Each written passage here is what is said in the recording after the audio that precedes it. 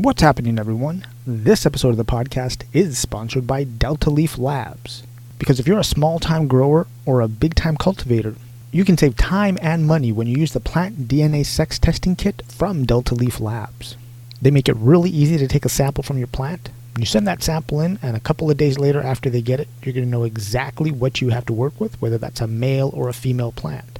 And you're also going to find out 4 times faster than you would if you were just waiting for your plant to show you visual signs of sex.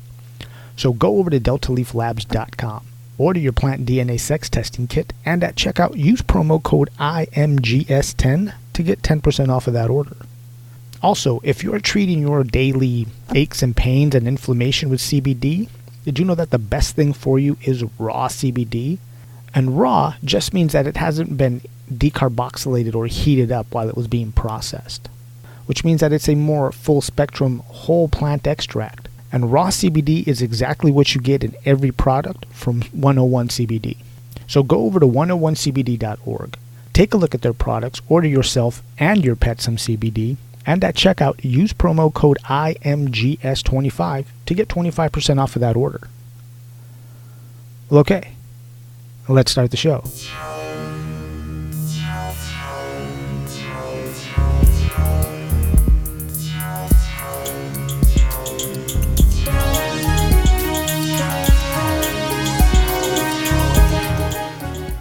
Well, brothers and sisters, how's everyone doing today?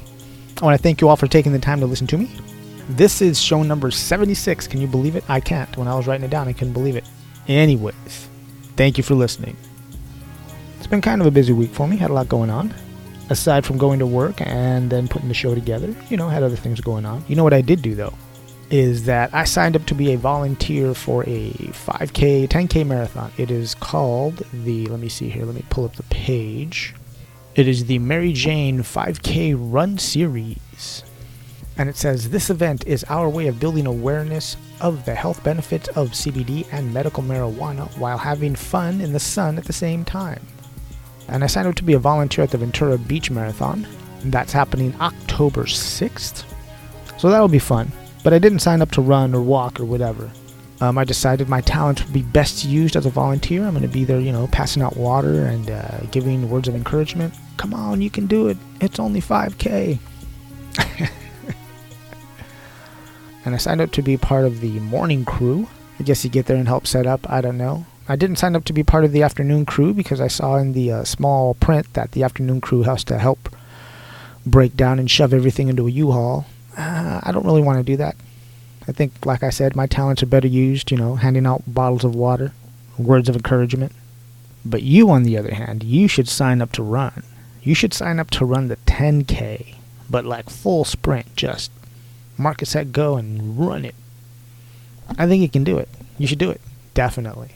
I'll hand you a bottle of water. So yeah, that's happening in Ventura, California on October 6th. Later on, I am going to be talking a little bit about botrytis, since it is kind of getting towards the end of summer. I figured botrytis would be a good thing to talk about. Give you a couple of notes, a couple of things that I've learned, a couple of things that I've read about. But anyways, that's in a little bit.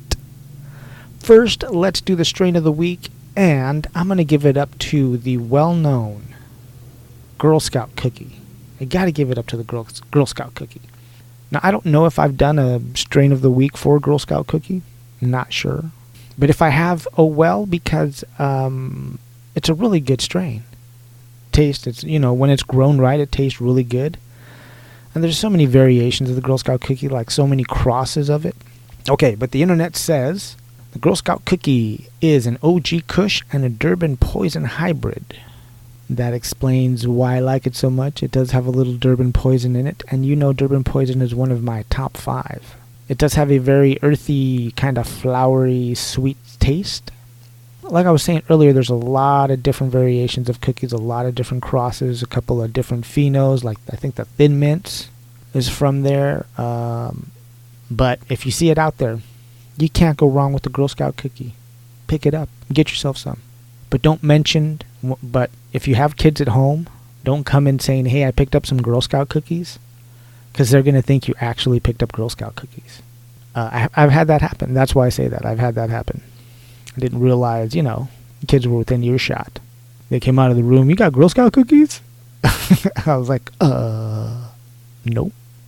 Maybe. Anyways, yeah, there you go. Girl Scout cookie. Pick it up. Next on my social media, there's something I want to share with you guys. So, do you remember my buddy Rodney Medina? He's been on a couple of times. Really cool guy. I run into him everywhere. Well, not everywhere, but everywhere where there's like a cannabis event locally, something that's happening, I pretty much see him there. For example, I saw him at the CBD Expo, this little mixer that they had. I was there. He was there. We fucking hung out for a while. I love hanging out with that guy. That guy's a lot of fun to talk to. But anyways, so Rodney's got a CBD company. Right now they have a, I guess you call it a body balm. And from now until October 6th, they're giving away samples of it. The company's name is Sana Gente, which sana just means healthy or well or wellness in Spanish. And then gente is, well, of course, people, right? Of course. But like I was saying, they're giving away a sample of their body balm. I believe all you do is just pay shipping. Anyways, there is a link in the show notes so you can sign up and get yourself a free sample of their body balm. It is called the Barra de Alivio, which is bar of relief. I guess it translates from Spanish. Bar of relief, yes. But anyways, it sounds better in Spanish. At any rate, go over to the link, sign up, and get yourself a free sample. Shout out to Rodney and everybody over at Sana Gente. Next, let's move on to the report from the Cannabis Frontline. And staying on the subject of vape cartridges, man, it's a pretty big deal still. They don't know what's going on. They're not exactly sure what is infecting people, but... And this is an article I found over at Leafly. It's titled Vape Pen Lung Disease. Here's what you need to know. Put together by David Downs. It starts off, as of Friday, September 6th, the CDC has reported up to 450 cases in 33 states of severe acute respiratory distress syndrome, possibly associated with recently inhaled drug aerosols, commonly known as vaping. 3 patients have died from the condition. The deaths occurred in Illinois, Oregon, and Indiana. And when we scroll down a little more, there's a caption that says, what's causing it? And the bullet point says, we don't know for certain, but New York's health authority have confirmed that vitamin E oil is tainting most C's vape cartridges in the state. Pen makers report using it because it's cheap thickener. The FDA is now specifically looking for vitamin E oil. Why vitamin E oil? Well, it says a new diluent known as Honeycut entered the illicit vape cart market in late 2018. The product, which dilutes THC oil without thinning the viscosity, is manufactured by an unknown company operating only with a website. Officials at the terpene manufacturer True Terpenes tested Honeycut earlier this year and found that it contained vitamin E oil, aka tocopherol acetate, tocopherol acetate, I believe that's how you say it. We've seen evidence that other brands have also been selling this vitamin E oil acetate into the vape cart market. So it sounds like this new vitamin E oil thickener hit the market sometime last year, and people who make black market vape cartridges have been using it because it's just cheaper. And they believe that this vitamin E oil acetate is what's causing all these people to get sick. But they're not 100% because they've also said they found it in legal vape cartridges and in some, nicotine vape cartridges. So they're still not sure. But it seems like everything's pointing to this vitamin E acetate. If it were me, I would just stop using all vape cartridges right now. That's what I told my nephew yesterday. We were talking about this. I told him to just don't buy anything from anybody until they know what's going on.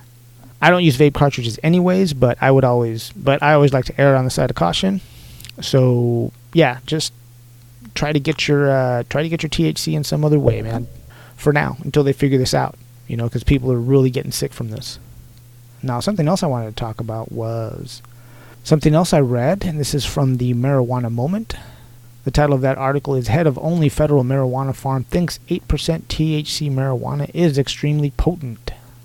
So the head of the nation's only federal authorized marijuana farm, Mr. Mohammed El Sohli, said he's baffled by why consumers would want marijuana containing 15% or more of THC, when according to him, even 8% is too high. Well, maybe Mohammed's one of those guys who is a real lightweight, You know who doesn't need a lot to get him high? Maybe he's just one of those people who's put in charge of marijuana even though he doesn't really like marijuana, believe in it, or understand it very well. Or maybe it's just that he's another government shill who wants to kind of dampen or put the brakes on the whole cannabis marijuana conversation, saying, oh, the potency's too high, we can't handle it. I tell you what, mister, why don't you let me decide what I can handle? 8% is not going to be high enough for me. It's not going to get me nearly where I want to be, especially if I'm partying. And it's really not going to get me anywhere I want to be if I have a migraine. If I have a migraine, I need something more than 8%. I do. I know exactly how much I need, and 8% is not going to get me there. So while I appreciate Mohammed looking out for me, no thank you, brother. I can do it for myself. 8% isn't going to get close to anybody's pain. Most people's pain, especially if they live with chronic pain. And that's my opinion. I am not a doctor. That is just me with my opinion. But I've got years of research. I've been researching cannabis on myself. I've been researching cannabis on my friends and on concert goers that are around me when I go to concerts for the last 25 years. So what I've discovered is, 8% isn't going to do it for me. And they should be producing higher THC percentage cannabis, especially if they are the federal marijuana farm. And I believe that farm's like out at the University of Mississippi? Is that what that is? I might be wrong. And Mohammed also said, and I quote, why people want to smoke or use 20% or 15% or 18% or any of those high amounts is just beyond me, he said. It's not for a good reason. Really? You sure about that? Mr. El-Sohli, I think that's how you pronounce his name. Last name is E-L-S-O-H-L-Y, El-Sohli, I believe. I don't know. But, you're mistaken. You need to start growing some of that high-potency THC cannabis, buddy. You can find a link to that in the show notes so you can read for yourself. And the last thing in the news that I want to talk about is this story I read. And this is from the William Eddy Week. The title says, an Oregon vineyard sued a neighboring cannabis farm for racketeering. A judge said the case might have merit. And this was written by Elise Heron. And it starts off, a federal lawsuit against an Oregon cannabis farm will proceed after a judge ruled that a neighboring vineyard's racketeering complaint has merit. McMinnville-based Momtazi Vineyards lawsuit claims that neighbors Mary and Steve Wagner's pot farm contaminated their grapes with the smell of cannabis and caused them to suffer a concrete financial loss. The suit was filed under the Racketeering Influence and Corruption Organization Act, or RICO, a federal act that allows multiple defendants to be tried as part of the same criminal enterprise. It was originally intended to make it easier to prosecute drug cartels and drug rings. Okay, first point. This is another reason why I think the federal government needs to deschedule cannabis and then get out of the way. So we can't have these kind of lawsuits where they're using the RICO Act to sue a pot farm. Because even though it's legal in that state, just because it's federally illegal, they can fall under the bracket of being an organized syndicate or organized crime. It's just a ridiculous thing. And then you have to prove to me, how did the cannabis taint the grapes? Do they taste different? How exactly are the grapes tainted? This is what I don't understand. It goes on to say, U.S. Senior District Judge Anna Brown denied the Wagner's motion to dismiss Momtazi's lawsuit, ruling that the vineyard could have suffered plausible harm. The Momtazi family filed the suit earlier this year and seeks compensation for 3 times the damages allegedly caused by the Wagner's cannabis operation. So that's going to be really interesting to see how that plays out. And you know what? It just trips me out. One, because they're using the RICO Act, which just blows my mind completely. And then 2, the fact that a winemaker, a vintner, is trying to sue a cannabis producer. I always figured in my naive mind that, hey, we're on the same team because we're both kind of selling euphoria. But no, that is not the way it is. It is my euphoria is better than your euphoria, or your euphoria is cutting into my business. Now I've said euphoria too many times. I don't know, man. From where I'm sitting, I think the winemaker's got no way to prove damages. How do you prove damages? But we'll see. What do you think? Send me an email, inmygrow@gmail.com. And that, my brothers and sisters, is the report from the Cannabis Frontline. And you can find links to all of these articles in the show notes. So now, since it is almost the end of summer, and some of us are going to get those late summer showers, I want to talk a little bit about botrytis. And botrytis is just a fungal infection. It's also known as gray mold or bud rot.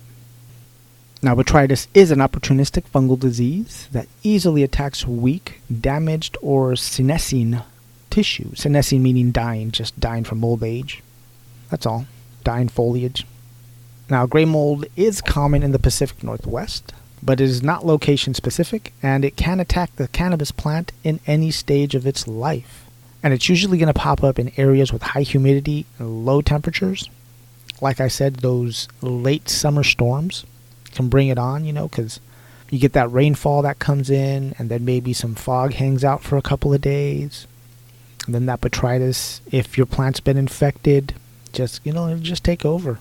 And because it is kind of a fungal thing, they like the moist low temperatures, the moist cool temperatures. And if you don't catch it early, it really can devastate a cannabis crop. Your plants, it can just do some damage. Of course, cool temperatures alone isn't enough to have botrytis kind of take hold. You do have to have that kind of constant humidity, that constant moisture or wetness about.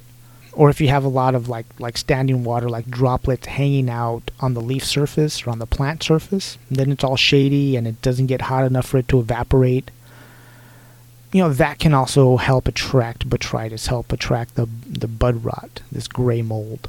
But don't misunderstand me, just because your plant gets wet doesn't mean that it's going to get botrytis, doesn't mean that it's going to get this gray mold. It just means that it's a lot more possible, the environmental conditions are there for it to really take hold. And, botrytis moves pretty easy, especially on the wind. And it's also really easy for us to pick it up from somewhere else and bring it into our garden. It loves it. Like I said, it travels really easy. It can travel on the breeze, and then, your plant's a little moist, and it lands on there, and boom, next thing you know, it's going. And sometimes you don't see it right away. Another thing that botrytis needs to infect our plants is that it gets in through some kind of open wound.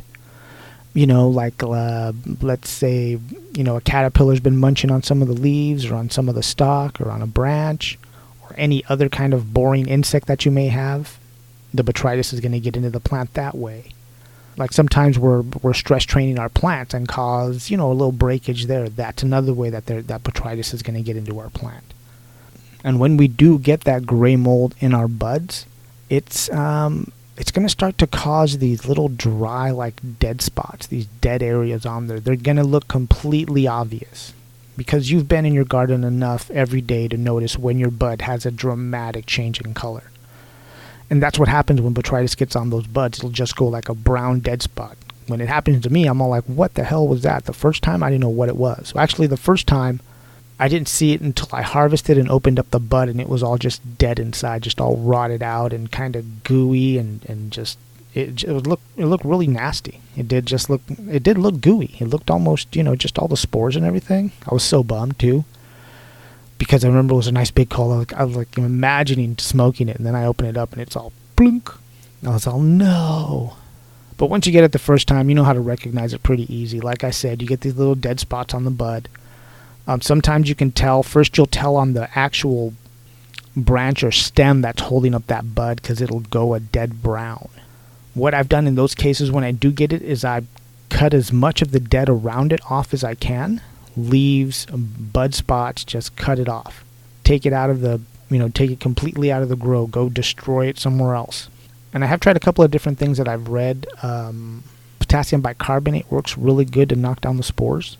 If you don't have potassium bicarbonate, or if you can't find any, you can use baking soda. I've used it before, but you have to remember baking soda has sodium in it, has salt in it. So be gentle with it, because you don't want to just load your plant with a bunch of salt. You're going to kill it. So just be aware of that. Now, when the botrytis does get into the actual stems and the stalk of it, it's going to make these little sores, these cankers around it. And the botrytis is going to just basically work its way all around that stem until it just rots away. And, you can have, if it's at the very bottom of your plant, at the very base of it, you could have it just topple over. If it's just at like a big cola, the cola is just going to flop over. But they're pretty obvious. They're like these, it's like almost looks like a cold sore, but on your plant stem. Now, when botrytis does attack seedlings, it does look a lot like what they call another disease, another fungal disease called damping off. But damping off is caused by a completely different set of funguses. But it looks a lot like that. And it's going to have a lot of the same symptoms as in, it's going to, just develop around where it's coming out of the ground, where it's mostly wet. That's where it's going to really take hold and develop and just choke that plant off and kill it. It's going to wilt. When you pull the root's going to look all skinny and anemic. It's just going to kill your plant. It's like, yeah, it'll just choke it off. If you're outdoors, the best way to kind of fight botrytis is really just to get a cultivar, to get a strain that isn't susceptible to botrytis. If you're indoors, obviously, the best thing for it is just to control your humidity. Control your temperature fluctuations when your lights are on to when their lights are off. That's the best way, is just to control the moisture in the room and ventilate it. Get that wind blowing, get that air blowing across the plants, just to make sure any moisture that is there evaporates off. That's the best way. But outdoors, hopefully you get your stuff harvested before it rains. And try to get cultivars that aren't really susceptible to botrytis. To any kind of fungus would be kind of great. Another thing I want you to remember about botrytis is that the severity of the botrytis that your plant may get is pretty directly linked to how much calcium your plant has. Okay, a nice healthy plant with enough calcium is going to be harder. It's going to be harder for it to actually develop botrytis. Another thing, since we're talking about nutrient, is that we have to remember that's also why we like to turn down the nitrogen during flowering. Is another reason. Because the higher the nitrogen in our feed, the more easily botrytis is going to take hold. So lower that nitrogen, up the potassium, up the calcium, and I would always up just a little bit the silica. So that's how I would adjust my nutrients on that. Another thing you can do so you don't get gray mold is water your plants in the morning, or at least enough time between watering and sunset to where plants have enough time to dry. So that could help, just water them early in the morning so they have enough time if they do get wet to dry off. And also just how close your plants get. You don't want them to really touch or shade each other, because that shade could also, keep moisture from evaporating and allow botrytis to come in.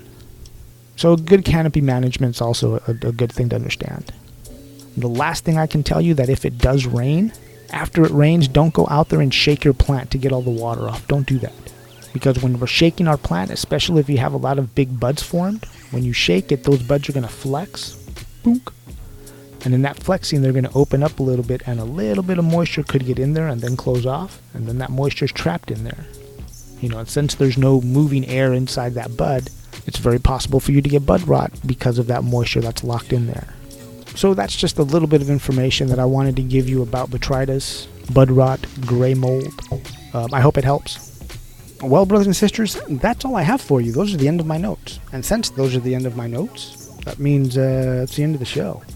That's all I got for you today. Don't forget, if you have a question or a comment about this episode, send me an email at inmygrow@gmail.com, or you can find me on Instagram at inmygrow, and you can also find me on Cannabis at Alex Robles. Also, if this episode has educated you, entertained you, or even given you a little escape from your day, go over to patreon.com/inmygrow to leave a financial donation. Now, if you don't want to go over to Patreon, you can also go to inmygrow.com, click on the tab that says support the show, and you can buy a t-shirt. Another way you can help is before you go shopping on Amazon, click on the Amazon link in the show notes, because that just lets them know that we sent you and the show gets a commission. And those funds just help me keep the show going. They help me pay for different hosting fees and pay for equipment. Now, if you can't support the show financially, don't worry about it. I get it. But here's how you can help. Subscribe to the podcast wherever you listen to podcasts. Subscribe to the website, inmygrow.com. And then subscribe to the YouTube channel, InMyGrow. And after you do all that subscribing, go ahead and tell 3 other people about the show. Really simple. Really easy. Now, don't forget, if you are a cannabis company that wants to advertise with our worldwide audience, you can also send me an email at inmygrow@gmail.com. Well, mis amigos, my friends, I'm going to get up and get out of here. You know I love you all very much, and remember to always grow, learn, and teach.